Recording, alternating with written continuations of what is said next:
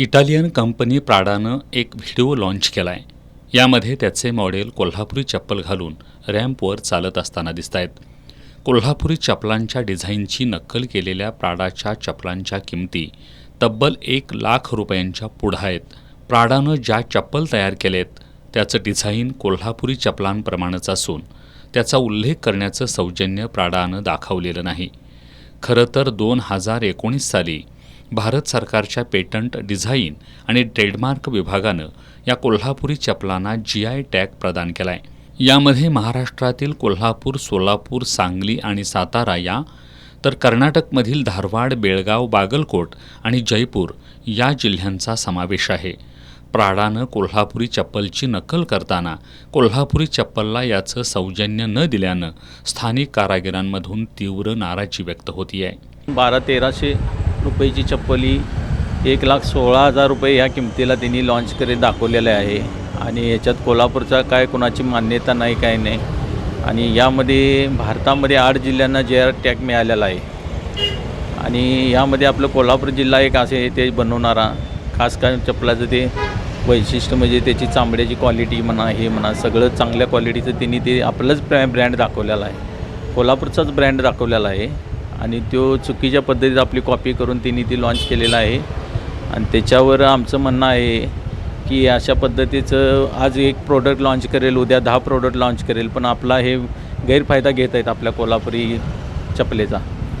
त्यामुळे ह्याच्यावर आम्ही 100% आम्ही ह्याचा विरोध केलेला आहे. आणि शासनाकडं आम्ही त्यांनी पण लक्ष घालून याच्यावर कॉपी केलेलं आहे, याच्यावर काहीतर सोर्स काढायला पाहिजे. कोल्हापुरी चप्पल हे संपूर्णपणे हातानं बनवण्यात येतं आहे. त्यामुळे विक्रेत्यांच्या हाताला रोजगार प्राप्त झाला आहे. प्राडाप्रमाणेच अन्य ब्रँडनी कोल्हापुरी चपलाची नक्कल केली तर या चपलांची मूळ ओळख हरवण्याची भीती व्यक्त होती आहे. या पार्श्वभूमीवर जिल्ह्यातील चर्मकार संघटना एकत्र येऊन जिल्हाधिकाऱ्यांना निवेदन सादर करत प्रशासनानं प्राडा कंपनीला जाब विचारावा अशी मागणी करतायत. संत रोहिदास महामित्र मंडळातर्फे आम्ही या गोष्टीसाठी एक निवेदन कलेक्टर ऑफिसला पण आम्ही देणार आहे. जिल्हाधिकाऱ्यांना भेटून या संदर्भात पण बोलणार आहे की ज्या प्राडा ह्या कंपनींना आपण कुठल्या बेस अगेन्स्ट की हे कोल्हापुरी चप्पलचं तुम्ही लॉन्चिंग केला प्राडा या नावानं. जसं आपलं GI मान्यता असल्यामुळं आपण ह्याचा पूर्ण अधिकार हा आपल्याला भारत सरकारकडे आहे आणि त्याची मान्यता आपल्याला शासनाने दिलेली आहे. त्या अगेन्स्ट आपण त्यांच्यावर त्या कारवाईनुसार आपण जिल्हाधिकारी साहेबांच्याकडून भेटून आम्ही त्या गोष्टी सगळ्या करणार आहे संत रोहिदास मित्र महामंडळातर्फे. दरम्यान कोल्हापूर दौऱ्यावर आलेले खासदार शरद पवार यांचंही याकडं लक्ष वेधलं असता त्यांनी कोल्हापूर चप्पल बाबतीत पुन्हा असा प्रकार घडू नये आणि या चप्पलची मूळ ओळख कायम राहावी यासाठी कोल्हापुरी चप्पलचं पेटेंट घेणं गरजेचं असल्याचं सांगितलं.